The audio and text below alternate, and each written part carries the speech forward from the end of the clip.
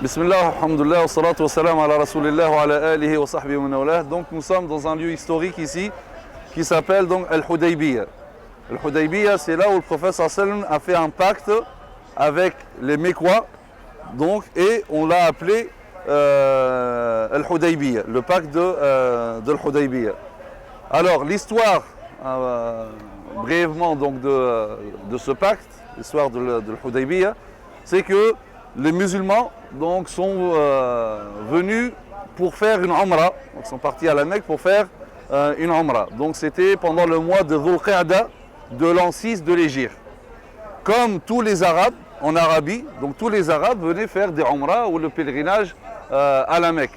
Donc les musulmans, à leur tour, donc ils veulent venir faire une Umrah, mais les Mécois, lorsqu'ils ont entendu ça, ils ont décidé d'empêcher les musulmans, alors que c'était une chose qui ne se faisait jamais et qui ne s'est jamais faite, le fait d'empêcher quiconque, même si c'était des ennemis, même s'il y a eu des guerres, etc. Mais lorsque des tribus arabes venaient faire l'Umrah ou le pèlerinage, jamais les Mécois n'empêchaient quiconque, parce que donc le Kaaba appartenait donc à tous les Arabes donc à l'époque. Et donc ils ont décidé d'empêcher les musulmans. Donc les musulmans, lorsqu'ils étaient arrivés à un endroit qui s'appelle Asfan, les Mécois ont envoyé des cavaliers, à leur tête Khalid ibn al-Walid, pour empêcher les musulmans d'arriver à la Mecque. Lorsque le prophète sallam a été informé, donc ils ont fait un détour pour éviter les cavaliers, l'armée de Khalid. Et donc en arrivant ici, donc les Mécois ont parvenu à stopper les musulmans à cet endroit, donc qui s'appelle Al-Hudaybiyah. En fait, réellement, ce n'est pas eux qui ont stoppé, mais c'est la chamelle du prophète sallam qui s'est arrêtée ici. Et le prophète sallam, donc il a compris, il dit d'habitude sa chamelle ne fait jamais ça, le qaswa, donc il a dit celui qui l'a arrêté, c'est celui qui a arrêté l'éléphant, pour l'histoire de Abraha. Donc le prophète sallam dit j'accepterai toute proposition ou tout accord avec les Mécois dans lequel il y a donc un accord s'il y a un accord de paix, je suis prêt à faire toutes les concessions pour cela. Donc les Mécois ont commencé à envoyer des personnes pour parler avec le prophète sallam pour savoir quelle était l'intention du prophète sallam. Bien sûr, le prophète sallam, les musulmans, l'intention donc c'était l'Umrah. Donc c'est pour ça qu'ils n'étaient pas armés pour la guerre, ils n'avaient pas de bouclier, etc. Donc exprès pour dire qu'ils sont là uniquement pour l'Umrah. Donc après plusieurs personnes, à chaque fois qu'une personne venait parler avec le prophète sallam, elle se rendait compte que le prophète sallam venait effectivement pour l'Umrah. Donc cette personne revenait voir les Mécois, il dit il ne faut pas les empêcher parce qu'ils viennent pour l'Umrah. Mais les Mécois ne voulaient pas ça. Ils voulaient trouver une excuse pour les empêcher. Donc, ça n'a pas abouti à grand-chose, ces négociations. Et donc là, le prophète sallam, il envoie Othman.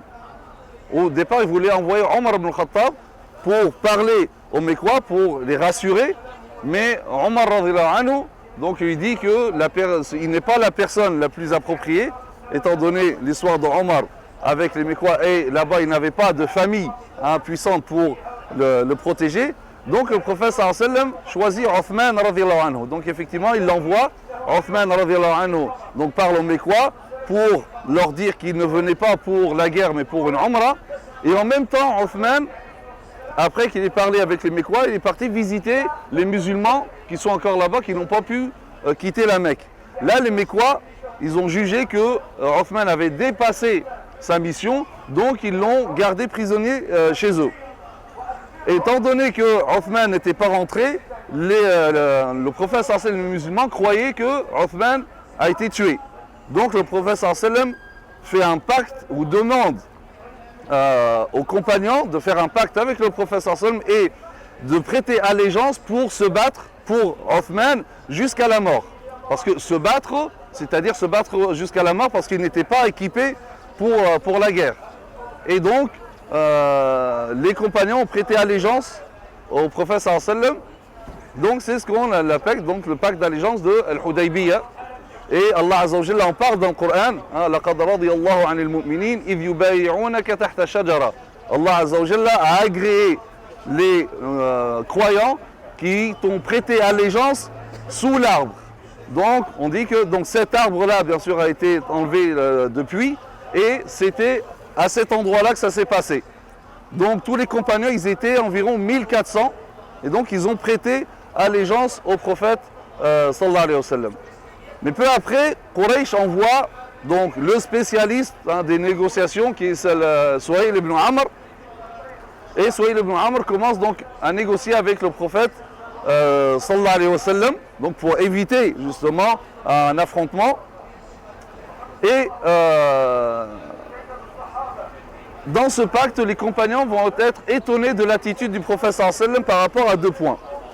Premièrement, il va être très très conciliant, il va faire beaucoup de concessions. Deuxièmement, contrairement à l'habitude, comme vous savez, le prophète sallallahu alayhi wa sallam consultait à chaque fois ses compagnons. Là, il ne les consulte pas, parce que c'est-à-dire que c'est un ordre, c'est une révélation. Donc, ils vont conclure un pacte. Dans le pacte, c'était tout d'abord, les musulmans n'entrent pas à la Mecque cette année. Ils ne feront pas la Umrah cette année. Ils sont juste à la porte. Mais non, cette année, non, vous rentrez chez vous. Vous revenez l'année prochaine. Et d'autres conditions qui, en apparence, sont en défaveur des musulmans. Notamment, dans ces conditions, c'est que tout musulman qui quitte la Mecque et qui rejoint Médine, les musulmans devront le renvoyer à la Mecque. Il ne faut pas l'accepter. Par contre, tout musulman qui quitte sa religion et qui veut rejoindre la Mecque, là, il faut le laisser. Et là, certains compagnons n'arrivaient pas à comprendre, dont Omar radhiyallahu anhu. Qu'est-ce qui se passe? Omar ibn al-Khattab, vu son tempérament, il ne peut pas, là, il s'est patienté. Les musulmans sont en train de céder énormément. Et là, il va voir Abu Bakr radhiyallahu anhu. Il dit, Abu Bakr, on est les musulmans. Il dit, oui, eux, c'est les incroyants. Il dit, oui. Alors il dit, pourquoi se rabaisser par rapport à notre religion à ce point?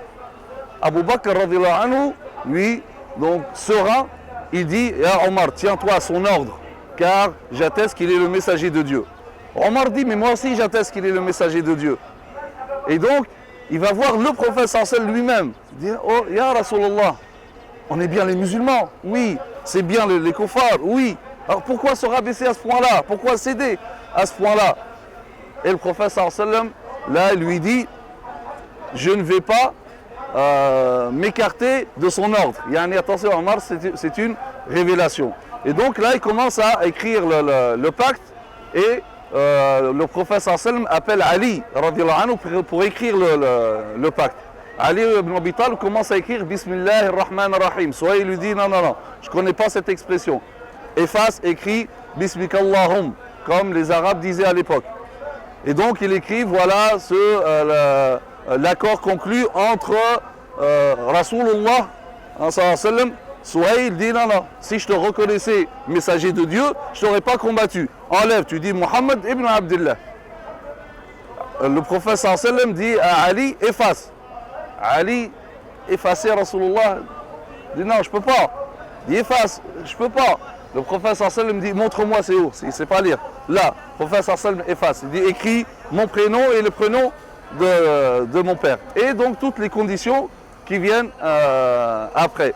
Bien sûr, l'objectif du prophète sallallahu alayhi wa sallam et en fait le terme du pacte le plus important, c'était d'avoir une période de paix de 10 ans. Parce que le prophète sallallahu alayhi wa sallam savait que pour répandre l'islam, pour parler aux gens, pour interpeller leur raison et leur cœur, il fallait un moment de paix. Car on ne peut pas prêcher l'islam dans les moments de troubles, etc. parce que ça empêche le discernement. Et donc, tout ce qu'il voulait, c'était obtenir cette paix. Et pour lui, c'était ça la victoire. Effectivement, il l'a obtenue, et c'est pour ça que les historiens disent qu'il s'agit vraiment d'une victoire.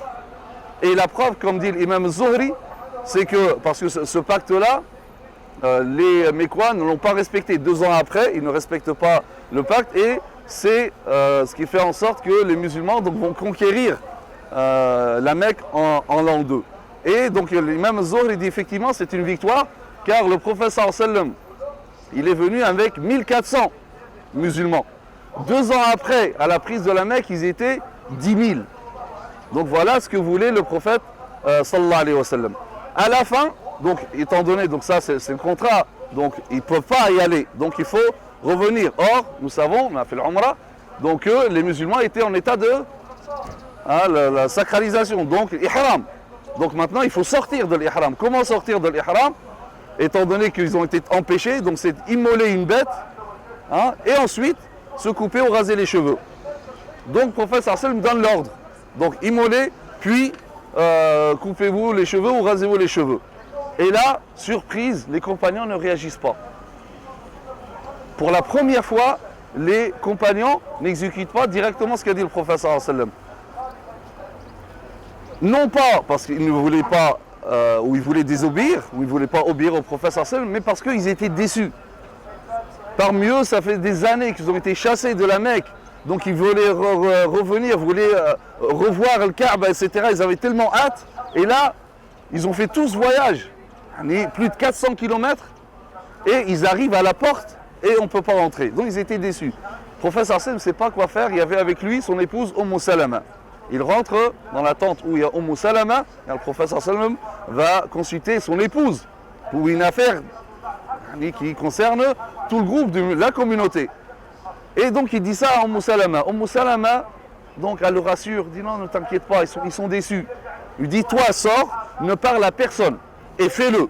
Tu verras, ils vont tous se suivre. Il lui dit, tu dis vrai. Effectivement, le prophète sallam, il sort et il le fait. Il appelle quelqu'un pour se raser les cheveux. Et là, tous les compagnons se lèvent, les uns faisaient à l'autre. Et voilà comment s'est terminé cet épisode. Et donc, effectivement, l'année d'après, donc, il va faire ce qu'on appelle Umrat al-Qada. Et après 2 ans, comme je dis, les Mécois vont rompre ce pacte de paix. Et ça sera l'occasion pour les musulmans donc, de prendre la Mecque. وسبحانك اللهم بحمدك نشهد أن لا إله إلا أنت نستغفرك ونتوب إليك وصلى اللهم على سيدنا محمد وعلى آله وصحبه وسلم تسليما والسلام عليكم ورحمة الله وبركاته.